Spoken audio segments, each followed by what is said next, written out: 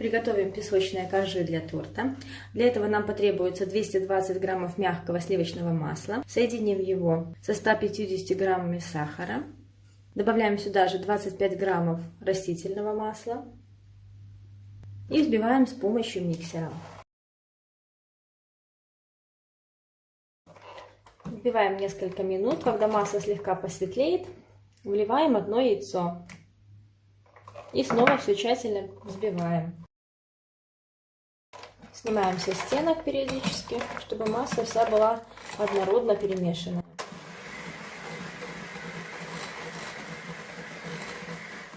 Когда яйцо вмешается, примерно на это уйдет 1 минута, вливаем 2 желтка.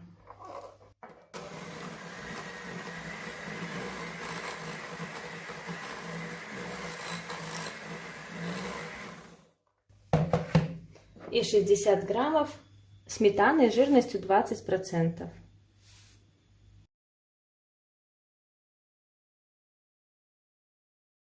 Все ингредиенты должны быть комнатной температуры. Масло лучше всего брать жирностью 80% или более. Если вы используете несоленое сливочное масло, в эту же массу необходимо добавить немного соли. У меня же соленое масло, поэтому соль я не добавляю.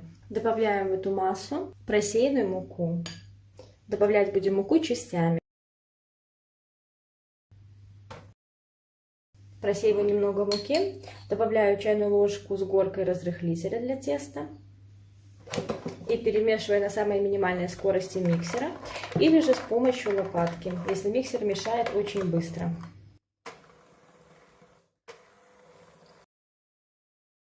Немного перемешали, добавляем еще муки и снова перемешиваем. Перемешиваем недолго, только до объединения. Миксером стало вымешивать сложно. Я просеиваю оставшуюся муку на рабочую поверхность и выкладываю на нее тесто.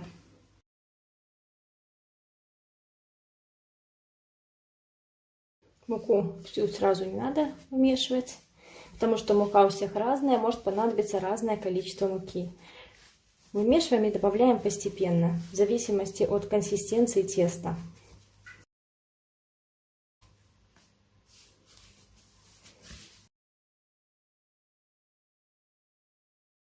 Мое тесто готово. Оно практически не липкое и нежное. Оно не должно быть жестким. На замешивание теста нам может понадобиться от 450 до 500 граммов муки. А у меня на этот раз ушло 500 грамм. Скатываю тесто в колбаску и разрезаю на кусочки, из которых буду формировать коржи. Я буду выпекать 10 коржей.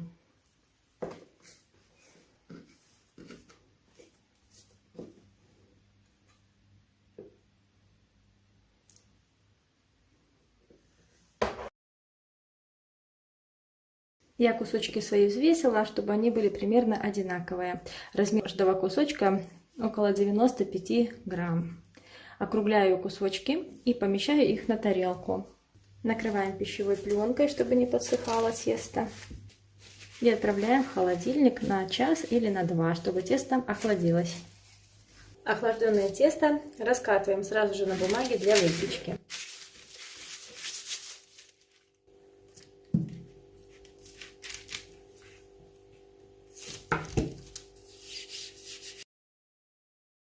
Я раскатываю тесто так, чтобы из него можно было вырезать круг 19 сантиметров.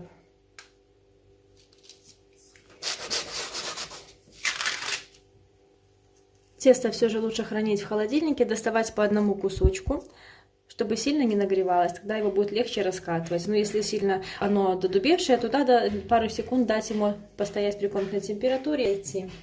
Лишки теста убираем и накалываем корж вилкой. И отправляем в духовку, разогретую до 200 градусов. Выпекаем корж до готовности. На это уйдет от 7 до 8 минут. Может понадобиться чуть меньше, чуть больше времени. Будет все зависеть от особенностей вашей духовки. Снимаем осторожно корж с бумаги. Выпекаем таким же образом все 10 коржей, а из обрезков выпекаем 11 корж.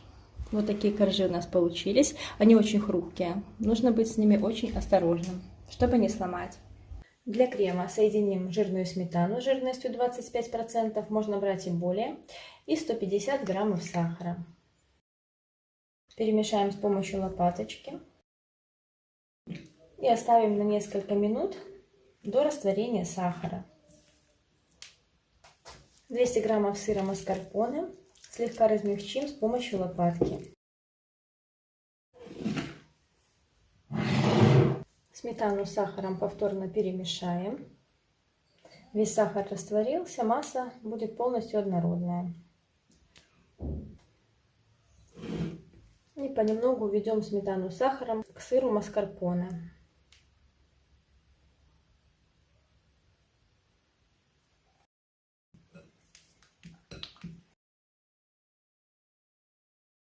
Перемешаем, чтобы не было комочков. И потом уже введем следующую порцию.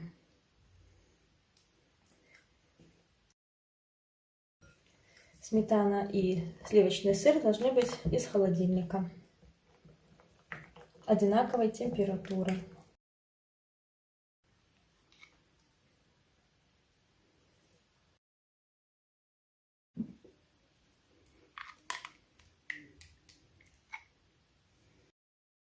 Я ввела сметану с сахаром в 4 приема. Крем не расслоился, ничего с ним не произошло. Вот такой замечательный крем получился. И приступим к сборке торта. Для этого все коржи размещаю на столе. И на каждый из них помещаю одинаковое количество крема.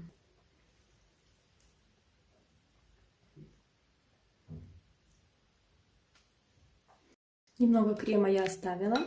Он нам еще сейчас пригодится. И собираем торт, чередуя коржи.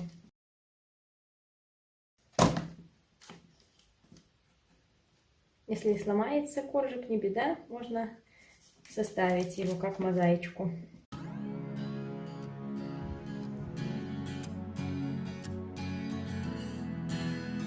Соберем торт, когда останется последний корж. Обернем торт ацетатной лентой. И поместим его в кольцо.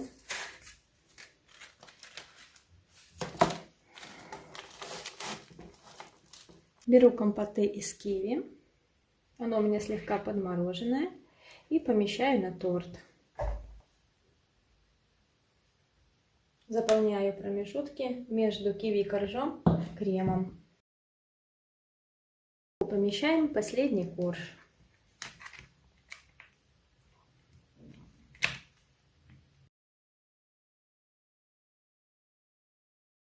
Сверху накрываем торт пищевой пленкой и отправляем в холодильник, чтобы он хорошо пропитался.